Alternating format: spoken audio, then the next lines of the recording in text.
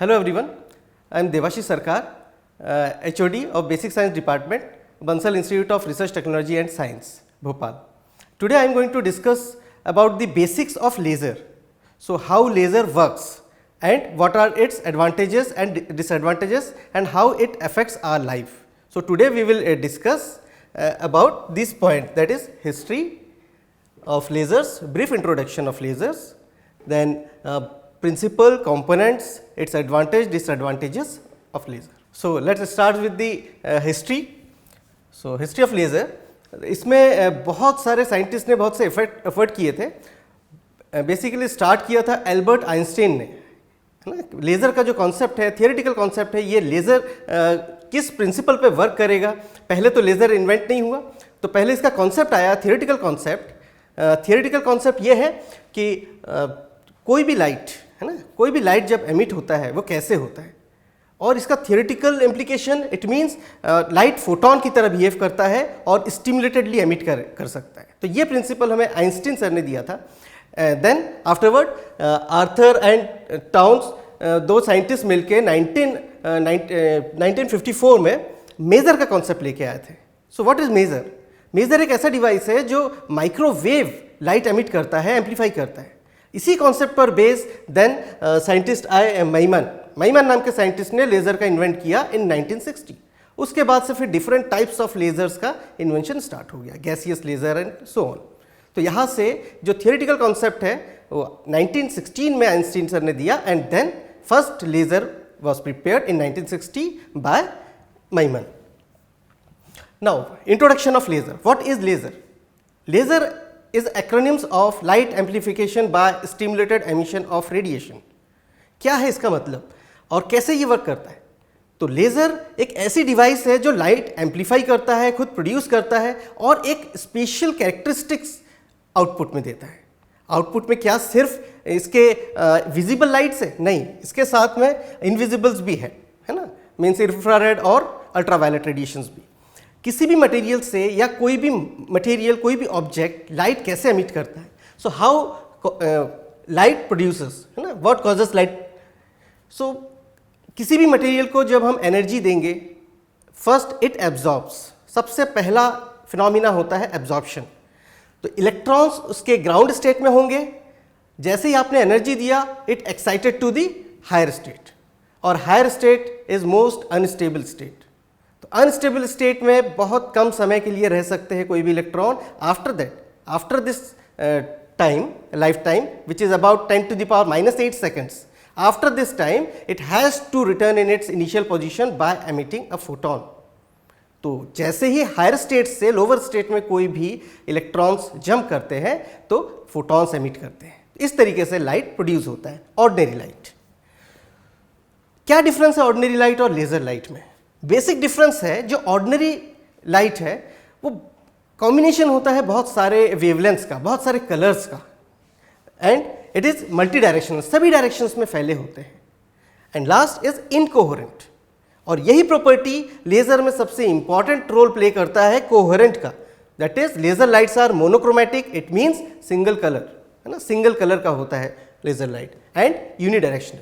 तो directional property and coherence. Coherence क्या होता है? देखिए, कोहेरेंस, कोई ऑर्डिनरी लाइट से जब बहुत सारे फोटॉन्स एमिट होते हैं तो इनमें बहुत सारे फोटॉन्स के जो वेव फॉर्म है, इनके फेजेस एक जैसे नहीं हैं. और लेज़र लाइट, जो कोहेरेंट लाइट सोर्स एमिट करते हैं, इनके सारे वेव सेम फेज में आपको दिखेगा. यही प्रॉपर्टी है जो लेज़र लाइट को डिफरेंट एक्ट करवाता है या फार बेटर बनाता है ऑर्डिनरी लाइट से. Then laser spectrum. जैसा मैंने कहा है कि लेज़र का जो स्पेक्ट्रम होता है, ये स्पेक्ट्रम विजिबल में भी, इनविजिबल में भी होता है. दैट इज कुछ पोर्शन अल्ट्रावायलेट रेडिएशन में, कुछ पोर्शन इंफ्रारेड में, और विजिबल के पूरे रेंज अवेलेबल है. Then how laser light produces. क्या प्रिंसिपल है इसका? प्रिंसिपल है कि ये लाइट एम्पलीफाई करेगा through the process of stimulated emission.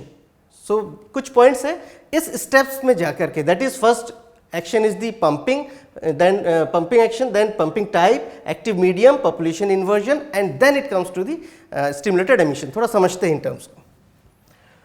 कभी किसी मटेरियल को हम एनर्जी दें बाय एनी मीन, तो उनके एटम्स एक्साइट होते हैं. एक्साइटेशन में ये 3 ट्रांजिशन पॉसिबल होता है। जब भी मैं कोई फोटोन देता हूँ किसी मटेरियल पे तो 3 ट्रांजिशन पॉसिबल होता है। वो एनर्जी एब्जॉर्ब कर सकता है, ठीक है। एब्जॉर्ब करने के बाद ये जो एब्जॉर्प्शन है, इट मीन्स एटम ने एनर्जी को अपनी एनर्जी ग्रैब्स किया और अपने हायर स्टेट में चले गए। ये ट्रांजिशन होता है absorption transition, lower state to higher state.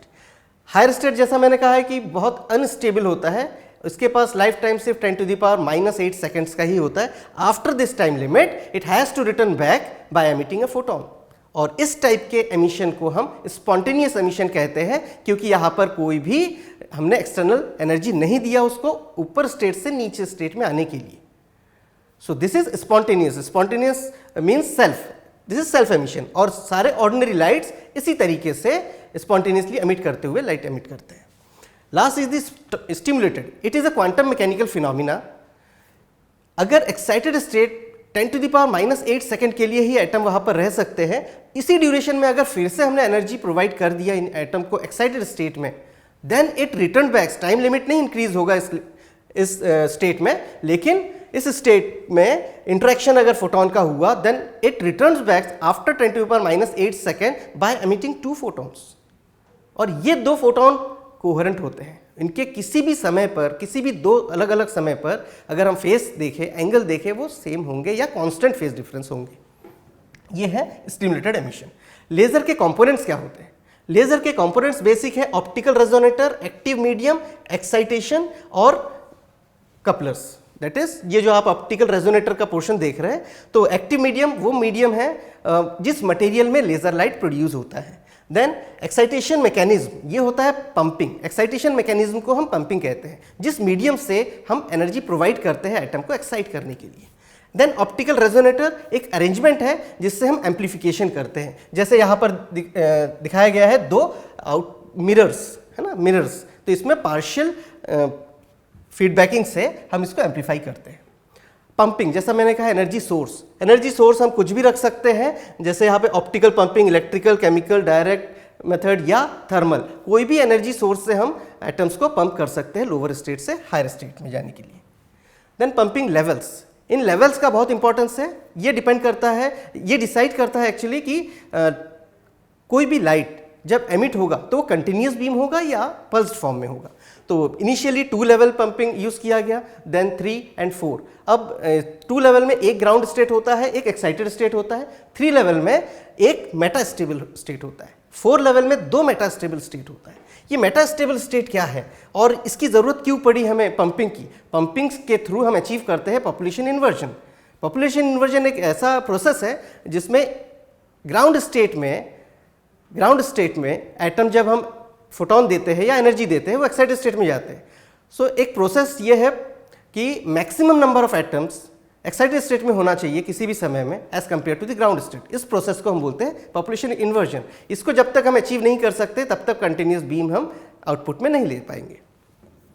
जैसा मेटास्टेबल स्टेट की बात कर रहे थे, मेटास्टेबल स्टेट का लाइफ टाइम थोड़ा सा ज़्यादा होता है एक्साइटेड स्टेट के कंपैरिजन में, and it is situated near about means close to the excited state. इस हायर स्टेट का जो लाइफ टाइम है 10⁻⁻8 सेकेंड, इसका मेटास्टेबल स्टेट का जो लाइफ टाइम है 10⁻³ to 10⁻�6 सेकेंड्स, थोड़ा सा ज़्यादा होता है। यहाँ पर भी अगर हमने फोटोन एमिट कर दिया या फोटोन को इसके ऊपर इम्पार्ट कर दिया तो स्टिमुलेटेड एमिशन होने के चांसेस बढ़ जाते हैं। Types of lasers, it depends on the medium. जैसा सॉलिड भी हो सकता है, लिक्विड भी हो सकता है, गैसियस भी हो सकता है। जैसा भी मीडियम हमने चूज़ किया है उस मीडियम का लेज़र प्रोड्यूस किया जा सकता है। देन एप्लीकेशंस क्या है? इसका इंपॉर्टेंस ही है कि इसका वाइड वैरायटी ऑफ एप्लीकेशंस है। सबसे पहले देखिए मेडिसिन में या मेडिकल फील्ड में, आई सर्जरी, स्टोन डिसोल्यूशन में, है ना, तो बहुत सारे वाइड लाइनिंग्स में यूज़ होते हैं आर्टरीज के। तो ये बहुत वैराइटीज़ ऑफ एप्लीकेशंस है। इंडस्ट्रीज़ में as a cutting tool, then welding, है ना, बहुत ही माइन्यूटली, बहुत प्रिसाइसली हम इसको कर सकते हैं इंडस्ट्रियल यूज में भी। देन एवरीडे लाइफ में आप देख सकते हैं bar code reading, optical fibre, CDs, then holography is again the interesting topic. It can create a 3D image of any object, है ना। सो ये बहुत इंपॉर्टेंट है। लेज़र इतने सारे application wide varieties of application है। इवन डिफेंस में भी जो मिलिट्रीज़ है वहाँ पर भी यूज़ किया जाता है किसी एनिमी को डिटेक्ट करने के लिए, उनकी स्पीड ऑफ अप्रोच क्या है, ये सारे फील्ड्स में लेज़र्स बहुत बहुत इंपॉर्टेंट है। एडवांटेजेस इसके बहुत है इन एप्लीकेशन की वजह से, है ना, एडवांटेजेस बहुत है, हमारे डे टू डे लाइफ को बहुत ज़्यादा इफेक्ट कर चुके हैं। देन डिसएडवांटेजेस में कुछ पॉइंट्स ऐसे हैं कि हो सकता है ये हमारे एनवायरनमेंट को थोड़ा सा बैड इफेक्ट करे, है ना। और देन कंक्लूजन पे आते हैं। तो इतने सारे एप्लीकेशन के बाद में हम ये कह सकते हैं कि आज लेज़र हमारे लाइफ को कंप्लीटली इफेक्ट कर चुके हैं और इसके थ्रू हम मॉडर्न टेक्नोलॉजीज़ की बात कर सकते हैं या मॉडर्नाइजेशन की बात कर सकते हैं। फाइनली आई कंक्लूड दैट कि लेज़र अब हमारे लाइफ में डे टू डे लाइफ का पार्ट हो चुका है और मॉडर्नाइजेशन के लिए ये बहुत इंपॉर्टेंट है, जैसा हमने इसके एप्लीकेशंस पढ़े, है ना, वाइड फील्ड में, है ना, इवन डिफेंस में भी, मेडिकल फील्ड में भी, हमारे कम्युनिकेशन, मीडिया, ऑप्टिकल कम्युनिकेशन और इंटरनेट के दुनिया में तो ये आज बहुत ज़्यादा वास्ट हो गया है, स्पीड के फॉर्म में भी। तो हम कह सकते हैं कि ये बहुत इंपॉर्टेंट रोल प्ले कर रहा है हमारे डे टू डे लाइफ में और ये बहुत वाइटल रोल प्ले कर रहा है laser. So I conclude. Thank you.